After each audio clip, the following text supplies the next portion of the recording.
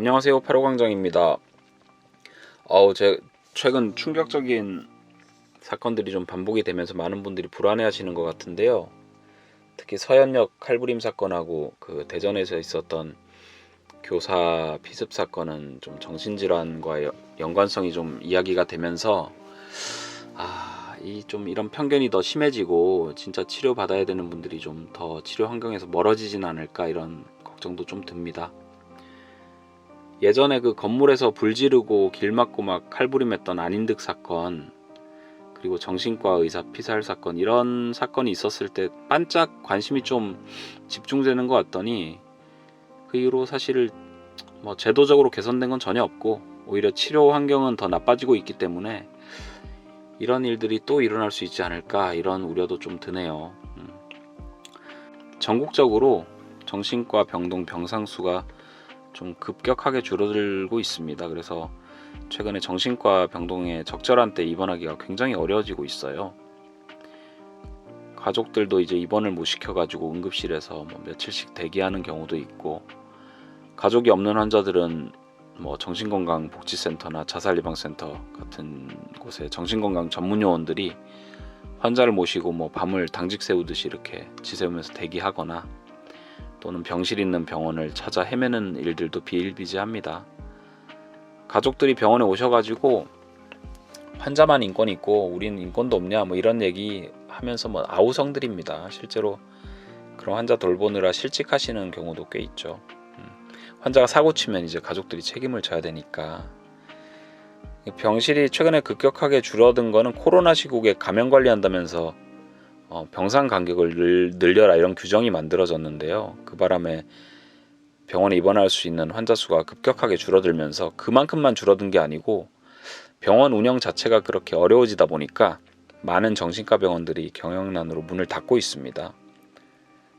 최근 2년간 9천여 개의 정신과 병상이 사라졌다고 하고요. 청량리 정신병원이나 정신과에서는 좀 상징적인 병원인데 성안드레아 병원 같은 병원들이 폐업을 했죠. 이렇게 갑작스럽게 병상 간격 조정하거나 이런 급격한 변화가 생기면 여러 가지 부작용들이 생길 수 있다, 이런 거를 수도 없이 경고를 하고 건의를 하고 이야기했지만 사실상 묵살됐습니다. 대학병원이나 뭐 종합병원 같은 데서 정신과 병동이 없어지기 시작한 거는 꽤 오래전부터 있었던 일인데요. 돈이 안 되니까.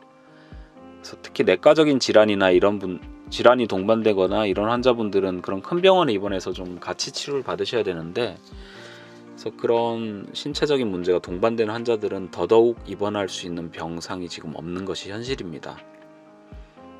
대학병원은 병동이 있더라도 또 병상수가 많지 않아서 사실상 입원하기가 거의 불가능하죠.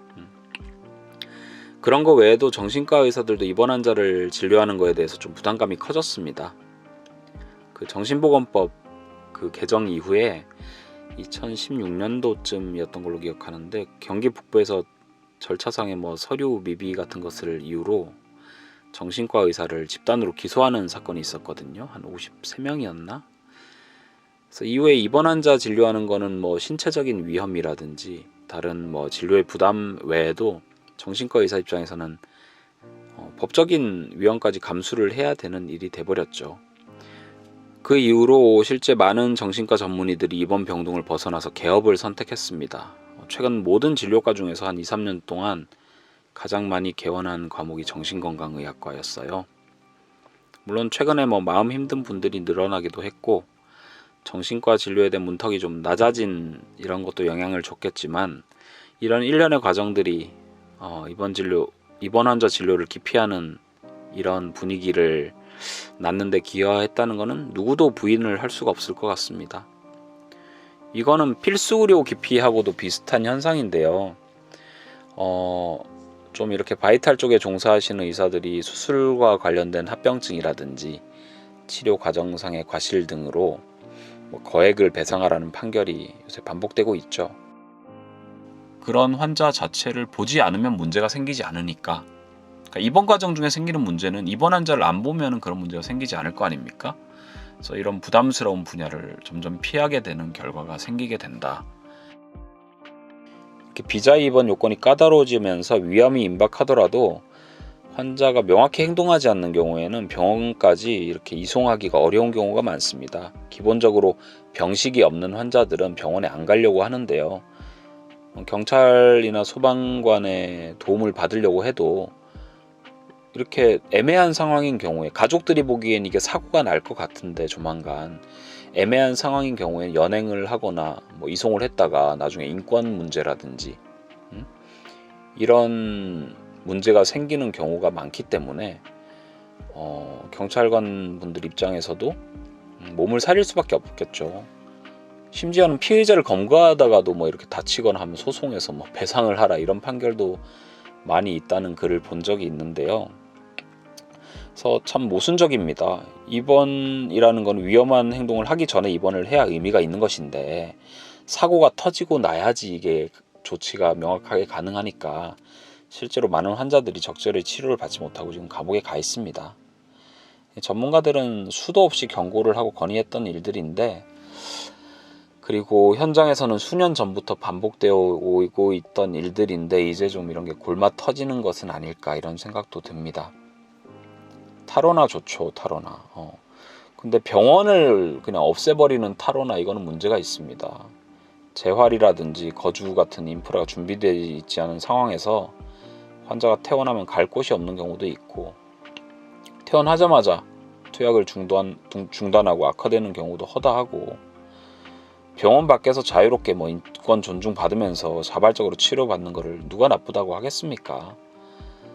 하지만 현실적으로 내가 병이라는 것을 인식하지 못하고 받아들이지 못하는 환자들이 위험에 처하게 되는 경우에, 본인이 위험에 처할 수도 있고 남을 위험하게 할 수도 있는 경우에는 자유가 치료다 이런 얘기는 너무 허망하게 들립니다. 현장에 있는 사람들이 보기에는. 이런 분들한테는 치료가 인권이죠. 병적인 상태가 오래될수록 기능 저하는 더 심화되고, 그런 상태에서 빨리 회복이 되면 또 본인이 병이라는 걸 인식할 수 있는 경우도 생기고요.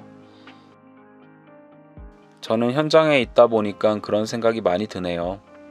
아름다운 이야기를 하면서 입 터는 거는 쉽습니다. 어려운 거는 직접 현장에서 환자를 돌보는 일이죠.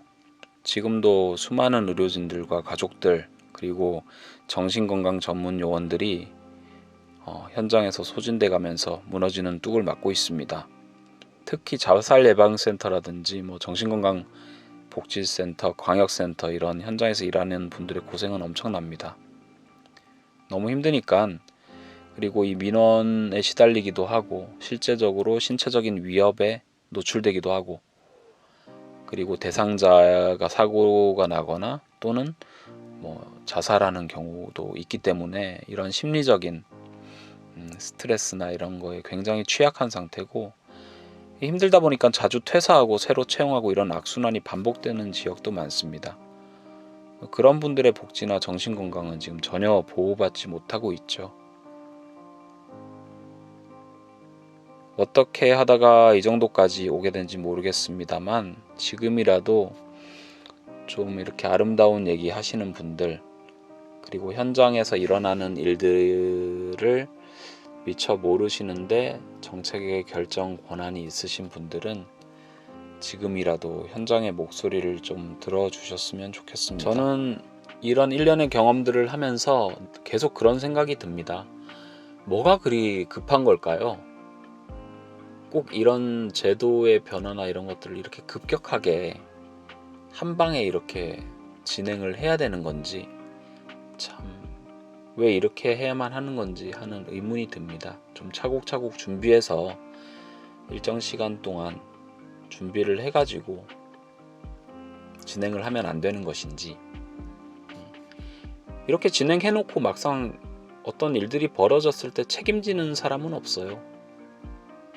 아름다운 이야기 하는 사람들 따로 있고, 몸빵하는 사람 따로 있고, 책임지는 사람은 없고, 이게 지금 우리나라 정신보건의 현실입니다.